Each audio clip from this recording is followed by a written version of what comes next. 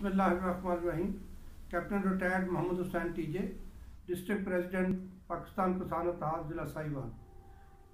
आज जो है जनाब एमडी गांगा साहब की रहश पर रहीम यार खां में किसानों के मसाइल के लिए हम सारे दोस्त इकट्ठे हुए हैं और उसके लिए मैं कुछ ऐसे हमारे मसाइल हैं किसानों के जो कि बताना चाहता हूँ कि ज़िम्मेदार एक ज़रूरी मुल्क में होते हुए इतना मुसीबत में और इतने वो गरीब किसान जो पिट रहा है वो किस लिए, उसके अंदर कुछ हमारी चीज़ें ऐसी हैं जो कि मैं आज एमडी गांगा साहब के सामने भी और हुकूमत पंजाब और हुकूमत वफाकी हुकूमत को भी ये कहना चाहता हूँ कि हमारी जो सबसे बड़े जो मसाइल हैं बड़े उसमें है कि ज़िम्मेदार को 3-4 चीज़ें चाहिए होती हैं जिससे वो फसल बेहतर हो सकती है। एक तो ये है कि खाद है,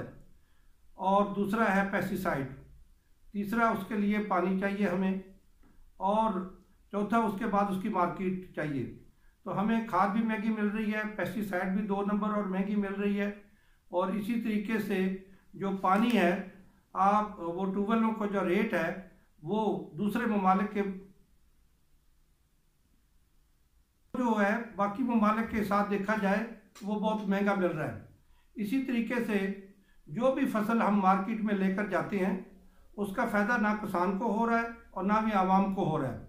उसकी बड़ी मिसाल ये है कि आप देखें कि पिछले दिनों में जो गंदम 1400 रुपये में हुकूमत ने ख़रीदी तो आवाम के पास वो 2200-2400 रुपये में बिकी।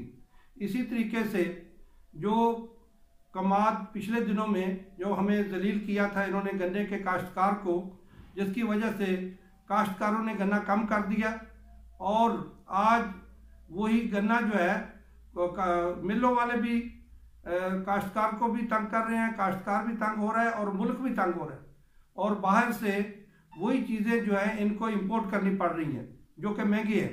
अगर शुरू से इसको ना ऐसे किया जाता तो काश्तकार के लिए भी आसानी होती है और हुकूमत के लिए भी आसानी होती है। साथ ही में क्योंकि ये जो बेल्ट है हमारी इसमें गन्ना है और साथ ही इसमें कपास की एक फसल जो कि बिल्कुल तबाह हो चुकी है। पाकिस्तान की कपास की फसल जब तक नहीं चलेगी तो मैं हुकूमत को ये बताना चाहता हूँ कि उस वक्त तक कभी भी ज़राअत नहीं चलेगी, मुल्क की मैशत नहीं चलेगी। ये फसल जो है किसान के लिए भी गोल्ड की हैसियत रखती है और मुल्क की मैशत के लिए भी गोल्ड की हैसियत रखती है। अभी मैं चूँकि यह गन्ने का इलाका है यहाँ आकर देख रहा हूँ कि काश्तकार को मुख्तलिफ तरीक़ों से तंग किया जा रहा है। कभी जो है वो डिस्ट्रिक्ट गवर्नमेंट और पंजाब गवर्नमेंट कहती है कि जनाब ये गन्ना जो है सिंध की तरफ मूव ना करे या दूसरे ज़िले में ना जाए। तो मेरा ख्याल है कि ये मुल्क के लिए भी मसला है और किसान के लिए तो है ही है। किसान को अगर रेट मिल रहा है तो उसको जहाँ मर्जी अपनी फसल बेच सके, इस पर कंट्रोल क्यों किया जाता है? क्या मुल्क में जो है वो सिंध या पंजाब डिफरेंट है? कल जब चीनी आएगी तो सब मुल्क के अंदर आएगी। इसी तरीके से बाकी बहुत सारी जो चीज़ें हैं हमारी, खाद का भी पिछले दिनों में 500 रुपया इन्होंने महंगा कर दिया अचानक।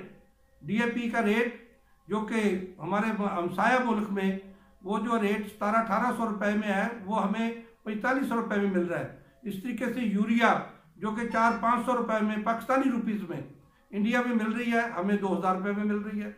और बाकी खादें, पेस्टिसाइड पर बिल्कुल ध्यान नहीं है इनका।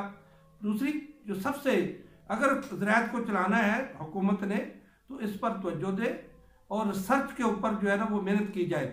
जब तक हमारी सीड ठीक नहीं आएगी उस वक्त तक कभी भी किसान जो है वो ना फ़ायदे में नहीं जा सकता है, और जब किसान फ़ायदे में नहीं जाएगा तो मुल्क फ़ायदे में नहीं जाएगा। किसान हमेशा वो फसल काश्त करेगा जिसमें उसको कुछ प्रॉफिट मिलता है। अगर उसमें प्रॉफिट नहीं आता है तो वो मुल्क में के अंदर वो काश्त नहीं करता है, जिस वजह से वो फसल शार्ट हो जाती है। जब शार्ट हो जाती है तो वो बाहर से इनको इंपोर्ट करनी पड़ती है। तो ये तो ज़रूरी मुल्क है, इसमें तो एक्सपोर्ट होनी चाहिए। कभी भी कोई भी चीज़ ज़राअत वाली जो है इंपोर्ट नहीं होनी चाहिए।